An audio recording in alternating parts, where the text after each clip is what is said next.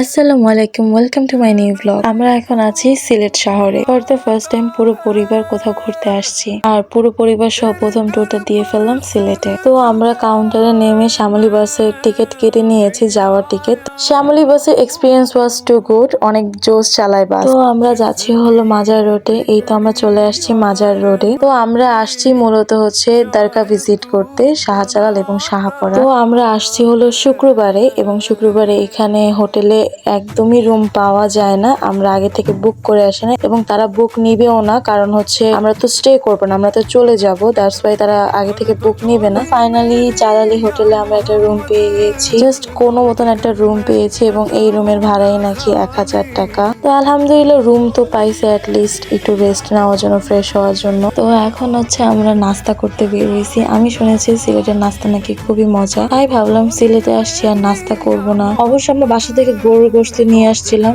আফসোস আমাদের গরুর গোশতটা নষ্ট হয়ে যায়। তো এখানে আমি আর আমার ভাই ঝগড়াঝাটি করতেছিলাম, তারপরে নাস্তা করলাম। নাস্তাটা অনেক মজা ছিল। দেন হচ্ছে আমরা তো রুমে গিয়েছি, রেস্ট নিয়েছি। তো এখন হচ্ছে আমরা শাহজালাল দরগার ভিতরে যাচ্ছি আজকে জুম্মাবার নামাজ আদায় করতে। তো আজকে আমরা যার মাজারে এসেছি সে কে ছিলেন? সে ছিলেন হলো ভারতীয় উপমহাদেশের বিখ্যাত সুফি দরবেশ। তার পুরো নাম শাহ মোহাম্মদ জালালউদ্দিন। ইসলাম প্রচারের লক্ষ্যে তিনি বাংলাদেশের সিলেটে এসেছিলেন 32 বছর বয়সে। সিলেট বিজয়ের পরে শাহজালালের সঙ্গে অনুসারীদের মধ্যে থেকে অনেক পীর দরবেশ এবং তাদের পরে তাদের বংশধরগণ সিলেট সহ বাংলাদেশের বিভিন্ন স্থানে গিয়ে বসবাস করেন। শাহজালালের সফর সঙ্গী 360 জন আউলিয়ার সিলেট আগমন ইতিহাসের একটি উল্লেখযোগ্য ঘটনা। তার মৃত্যুর পর তাকে সিলেটেই কবর দেওয়া হয়। তারপর এখানে কবুতর দেখতেছিলাম এবং তাদেরকে সবাই খাবার দিতেছিল, খুবই ভালো লাগতেছিল। তারপর ভাইয়া হইতেছে তবরক পাইলো, তবরক নিয়ে আসলো, আমরা সবাই একটু করে তবরক খাইলাম। দেন হচ্ছে আমরা এখানে সবাই মিলে গজার মাছ দেখতেছিলাম। এই সাইডে সব গজার মাছ ছিল,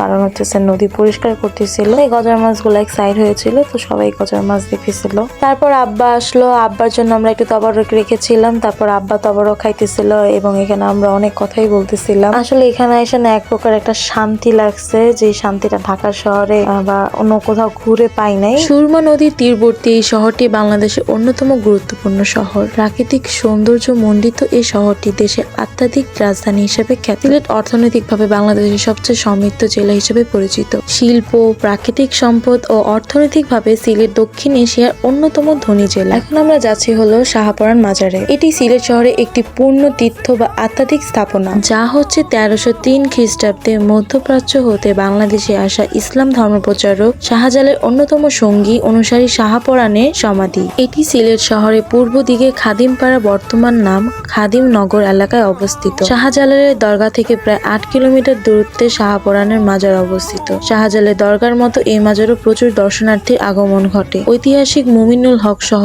অনেকেই লিখেছেন, সিলেট বিভাগ ও ভারতের বিভিন্ন এলাকায় শাহপরানের দ্বারা মুসলিম ধর্ম, বিশ্বাস ও সংস্কৃতি প্রচার ও প্রসার হয়েছে। খাওয়ার পরে ভিডিও, খাওয়ার আগে আমার ভিডিও করতে মনে থাকে। হ্যালো, আমার বিগ ফ্যান, আমার বিগ ফ্যান। আমি কতটা পরিমাণ সেলিব্রিটি দেখছো? তো আমার বিগ ফ্যানের সাথে দেখা করে আমরা চলে আসলাম মাজারে। রাত 11টায় আমাদের গাড়ি আছে, তো তার আগে আমরা একটু মাজারে সময় কাটাচ্ছিলাম। তারপর শেষ নামাজটা এখানে আমরা সবাই পড়ে নিয়েছিলাম। রাতে মাজারের দৃশ্যটা একটু দেখছিলাম। দেন হচ্ছে আমরা বাসার উদ্দেশ্যে রওনা দিয়ে দিই। পুরো পরিবার সহ ঘুরতে যাওয়ার মজা বা আনন্দটাই অন্যরকম। থ্যাঙ্কস টু আল্লাহ। 2024 সালে আমার সাথে খারাপের থেকে ভালোই অনেক কিছু ঘটেছে, তার জন্য আল্লাহকে অনেক অনেক ধন্যবাদ। আপনাদেরকে অসংখ্য ধন্যবাদ আমার ব্লগে এ পর্যন্ত দেখার জন্য। ফি আমানিল্লাহ।